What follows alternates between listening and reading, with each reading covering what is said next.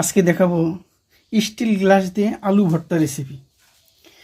আমি ম্যাক্সিমাম আপুদেরই দেখি সেটা হচ্ছে যে হাত দিয়ে এই যে আলু ডলে, এই যে মরিচ পেঁয়াজ এতে হাত দিয়ে ডলে, কিন্তু আমি আজকে দেখাবো, এর আগেও দেখাইছি কিন্তু আজকে আবার দেখাচ্ছি যে স্টিল গ্লাস, এই স্টিল গ্লাস দিয়ে কত সুন্দর করে প্রেস করলে, কত সুন্দর করে ডললে ভর্তাটা কত আকর্ষণীয়, মজাদার, পুষ্টিকর এবং সুস্বাদু হয়। আজকে এটাই আমি আপনাদেরকে এই যে দেখাবো। এখন আমি প্রথমে এই যে একটা স্টিল গ্লাস নেওয়া লাগবে, অথবা একটা স্টিল এই যে গামলা, আপনি এই সিলভারের গামলাও নিতে পারেন, সিলভারের গামলা সবচেয়ে বেশি ভালো হয়। আমি আলাদা আলাদা করে ডলবো। এই যে মরিচ পেঁয়াজ এবং লবণ আমি আলাদা করে নিছি, আমি এটা আলাদা ডলবো, এবং এই যে আলুটা আমি আলাদা ডলবো। এই আলাদা প্রেস করার পরে যখন একদম মিহি হয়ে যাবে তখন আমি একসাথে মিক্সড করব, তাহলে এই ভর্তাটা সবচেয়ে সুস্বাদু এবং পুষ্টিকর হবে। তাহলে আসুন স্টিল গ্লাস দিয়ে কীভাবে এই যে ডলতে হয়, কিভাবে প্রেস করতে হয় হাত ছাড়া। কারণ হাতের মধ্যে, প্রত্যেকটা মানুষের হাতের মধ্যে এমন কিছু থাকে যেটা খাবারকে বেশিক্ষণ টিকে থাকে না, নষ্ট হয়ে যায়। তো যাই হোক, আমি স্টিল গ্লাস দিয়ে রেসিপিটা দেখাচ্ছি আপনাদেরকে।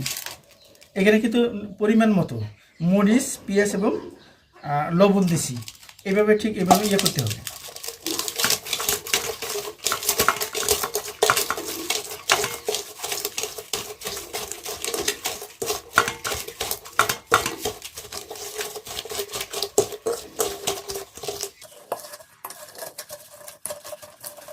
আমার মরিচ পেঁয়াজ কিন্তু ধীরে ধীরে একদম ফ্রেশ হয়ে যাচ্ছে, একদম মিহি হয়ে যাচ্ছে।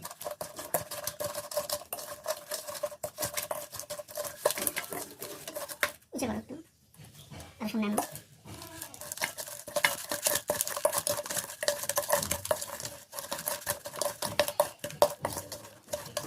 এই যে দেখেন, এটা আমার ইয়েটা হয়ে গেল, গ্লাস দিয়ে মরিচ পেঁয়াজ এবং লবণ ইয়েটা আমার প্রেস হয়ে গেল। এখন আমি কিভাবে স্টিল গ্লাস দিয়ে ডলবো। ম্যাক্সিমাম মহিলারা, আপুরা কিন্তু এই যে ঠিক এইভাবে করে ভর্তা করে, যেটা সম্পূর্ণ হাতের সাহায্যে। আপনার হাতের কোনো ক্ষতি না করে আপনি কিন্তু স্টিল গ্লাস দিয়ে একদম আকর্ষণীয় একটা ভর্তা রেসিপি করতে পারেন। সেটা এই যে ঠিক এইভাবে প্রথমে আলুটা করে নেবেন, যাতে আলুগুলা আস্ত না থাকে, গোটাল না থাকে, আমান না থাকে, যেটাই বুঝি আর কি।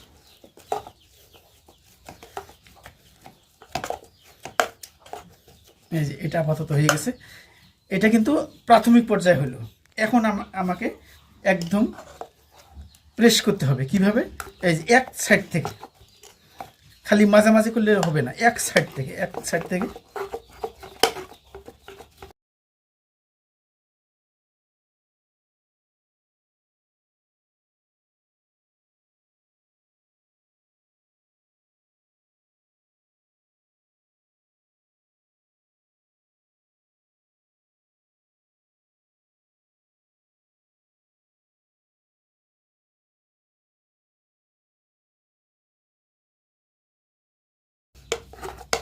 আমি কিন্তু 3বার দিছি।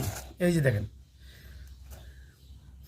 আমি তিনবার দেওয়াতে কত সুন্দর প্লেন হয়ে গেছে। আপনি যদি আরও দিতে চান, যত আপনি প্রেস করবেন তত কিন্তু আলু ভর্তাটা মজাদার হবে।